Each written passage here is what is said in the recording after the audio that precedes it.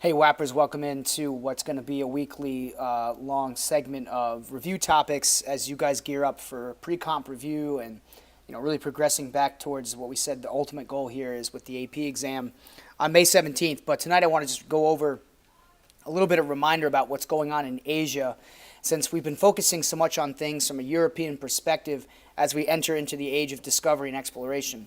Keep in mind that Asia was very fractured. It was not unified, much like the Americas were with different empires and different tribes. We can't always assume that Asia was all as one.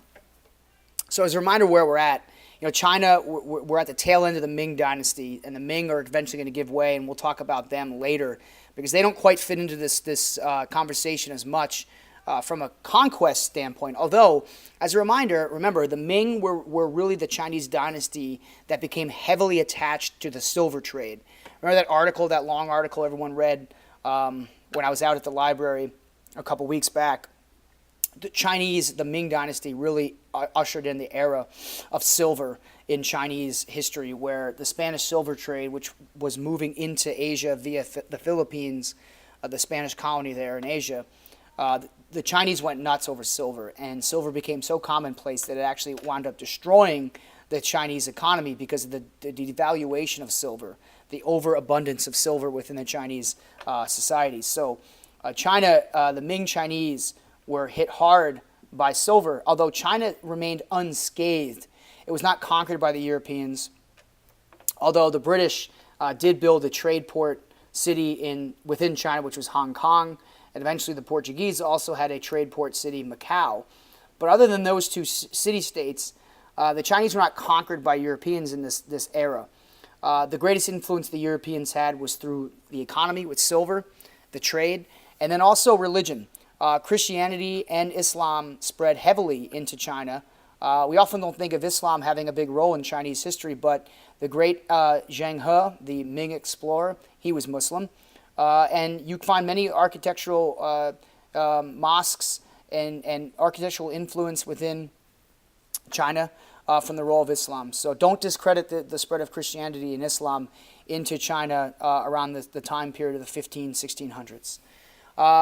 Moving on from China, Korea is still heavily under the influence of China, although the Chosun dynasty is still ruling Korea at this time, but Korea remains heavily influenced by China, as does most of Southeast Asia. With regards to Southeast Asia, I think the biggest thing to remember is the rise of the Dutch having great influence, especially in Indonesia, thanks to their Dutch East India Company, joint stock trading company. But as far as a cultural standpoint, religion in Southeast Asia, Christianity will move in there at certain points, as does Islam. Indonesia remains today the largest Muslim country in the world based on numbers. So these influences are strong within Asia. Christianity did spread to Asia. Islam did spread to Asia, parts of Asia, and Southeast Asia as well. And the Dutch colonized heavily and conquered large chunks of Indonesia. So Indonesia and Southeast Asia are a little bit different there. I mentioned in class today we're going to tackle India later, so I'm going to hold off on India. What I want to just remind you quickly about, though, is Japan. Japan had, around the 13, 14, 1500s, shifted its society over to feudalism. And if you recall, we did a nice comparison between Japanese and European feudalism. Now, Europeans abandoned feudalism around the 1300s with the rise of the Catholic Church and the rise of the Holy Roman Empire and other nation states like England and France and Portugal and Spain, etc. So within Japan, however, Japan remained firmly entrenched in feudal society, where you had the emperor at the top, but sort of as the figurehead, right? The emperor didn't really have a ton of power. The real power was invested in the shoguns. These are military, things like generals in that type of high-ranking position who built large armies. So there goes the lights again. I'm just going to keep moving. The shoguns built large empires and dynasties based on family lineage, and these shoguns ruled with very strict policies, and they conquered most of the land, and they developed and sort of built Japan into a feudal society. And then below the shoguns, you had the daimyos, who were the lords, the nobles within Japanese society. and they outsourced a lot of their defense to samurai, who defended their territories and lands and protected the serfs and the peasants that were living there. So Japan was in this feudal stage. And while Europeans were moving out of feudalism, Japan remained firmly entrenched in feudalism. And what's really fascinating is what happens around the 1500s, when as the Europeans begin to launch themselves into Asia. I mentioned today in class the Portuguese were the first European to get to Japan.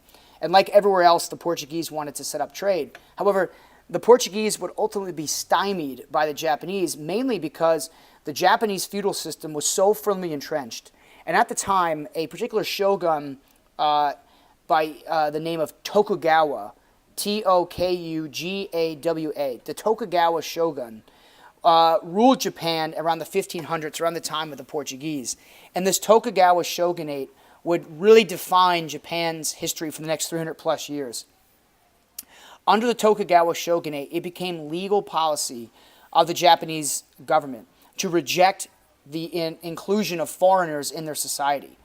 The Portuguese had begun to send missionaries to Japan and to trade with the Japanese. However, Christianity spread so quickly that eventually the Japanese rulers, the Tokugawa rulers, realized that Christianity presented an immense threat. And as a result of that, the Tokugawa government shut down the practice of Christianity. It declared it illegal. And it made it illegal for anyone to proselytize, to spread Christianity within Japan. And it made it illegal for Japanese to convert to Christianity, punishable by death. And there were multiple instances of Portuguese missionaries that were murdered and executed. Often they were crucified as a form of, sort of taunting the Christians, because of course that was the way that Jesus Christ had died, at crucifixion at the hands of the Romans. So the Portuguese suffered a number of losses of their missionaries in Japan, and also thousands of Japanese were also killed as a result of the Tokugawa policies towards the Europeans. And ultimately, the Tokugawa banned all trade with Europeans except for one city.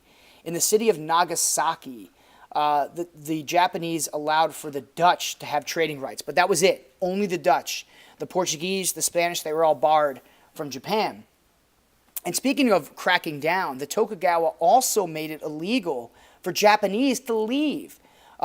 So you couldn't even leave the island and to trade if you were Japanese. Everything was done internally. And that is a defining characteristic of the Tokugawa shogunate. They cracked down incredibly on any foreign influences, whether coming in or going out of Japan. And as a result, Japan is going to be almost completely isolated from the rest of the world for almost a 300-year period. And that's in stark contrast to, let's say, the Americas, or let's say India. I mean, India is going to be our sort of, we're going to go back to India here and look at how, Japan and India's history could not have been any further on two different paths.